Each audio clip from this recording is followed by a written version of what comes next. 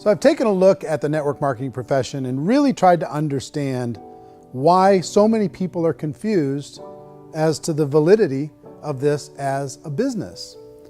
One is this pyramid shape. People get really messed up with this pyramid. Oh, it's one of those pyramid things. So I just think there are a lot of haters out there who really don't understand the industry and say, oh, it's a get-rich-quick scheme. It's a pyramid. Well, corporate America is a pyramid scheme. You know what I mean? It goes like this. You have thousands of MBAs, let's say working for Ford or General Motors or Coca-Cola. If all these MBAs, they're all trying to get to here, that's a pyramid. Only one guy's going to make it. Every 10 years, one's going to make it. Whereas you look at network marketing, it's like this. So you're here, and your job is to develop other CEOs coming up behind you. So it's an inverse pyramid. In network marketing, it's a very simple concept. If you sell product, you get paid. It is paid based on production. There is no first mover's advantage. There is no investment component where the more somebody spends, the more they're entitled to make. So the two are polar opposites of each other. It doesn't matter what shape the company is or the compensation plan is shaped, whether it's a circle or a pyramid or a triangle or a trapezoid, it doesn't matter. If compensation is coming primarily from recruitment, then you've got a problem. On the other hand, if an operation is basing their compensation to participants on the basis of sales, even when those sales are generated by people you've recruited, well, then you're a perfectly legitimate enterprise. That's the legal test, it's the practical test. Another issue that's been true in the past that is no longer true now is people used to be in network marketing loaded up with products that they couldn't sell, and they ended up a loser. They ended up with a bunch of product in their garage, they ended up with a bunch of products sitting in their kitchen shelves or whatever, and they thought they could sell it, and then they weren't willing to or able to sell it, and they ended up with a bunch of stuff, and they were bitter about it. There was this thing called front loading where you had to buy, if you bought $25,000 worth of product, you got better commissions and all this. Today, it's almost all done by computer. It's direct mail, comes from a warehouse somewhere else. You don't have to have all this inventory. You don't have to stock up. It's a paperless world now. Most of it's done online. You have a back office. It really works. And the technology has changed everything. Third issue is people start talking about 99% of people in network marketing don't make any money. Well, we've talked about that over the course of this journey together. Almost $200 million a day is being paid out to network marketing distributors around the world. The naysayers, the people who say that it doesn't work, are usually the ones who just don't know how to make it work for themselves. And so they're giving you an opinion, and I tell people, don't confuse people's opinions with expertise, because opinions are free. And don't confuse sincerity with the truth, because people could be sincerely wrong. But here's the reality inside of network marketing. The vast majority of people that get involved in network marketing just become customers, and they get involved to be able to purchase product at a lower price. If you take Costco as an example, if a person goes into Costco and gets a membership to Costco so they can get a lower price on the product, we don't call that person a loser because they have a bunch of product that they walked out with a smile on their face. Yet when some people want to take a look at network marketing, they say, well, those people, they're just using the product and they aren't earning an income, so they must be a loser. They're not a loser, they're a happy customer. That's the vast majority of people that are involved in network marketing.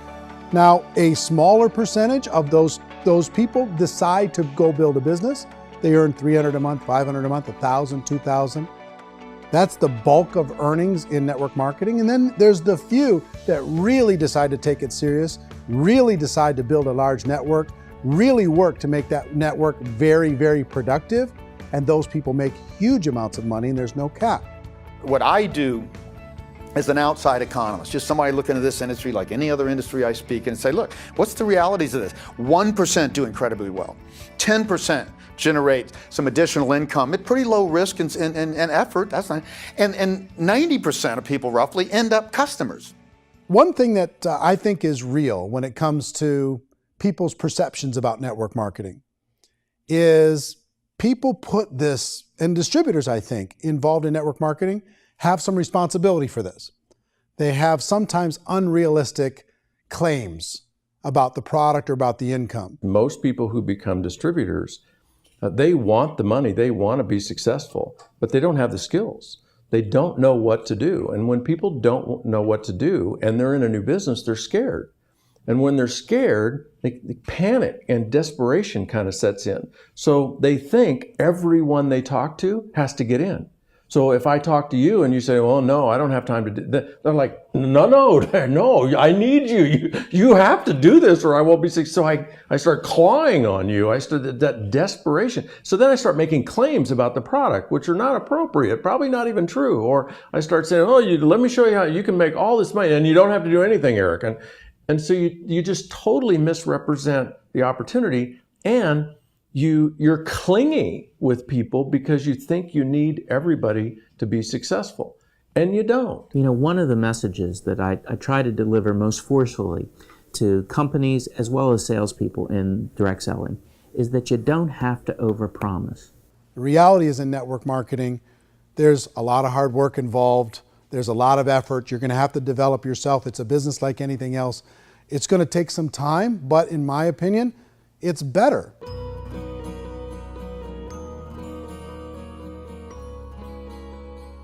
It's light years better for people starting today than it was even 5 years ago. I think it's more widely accepted now, and people understand it is a business. It is being an entrepreneur. It is being a business owner. Our belief system is based upon our evaluation of something.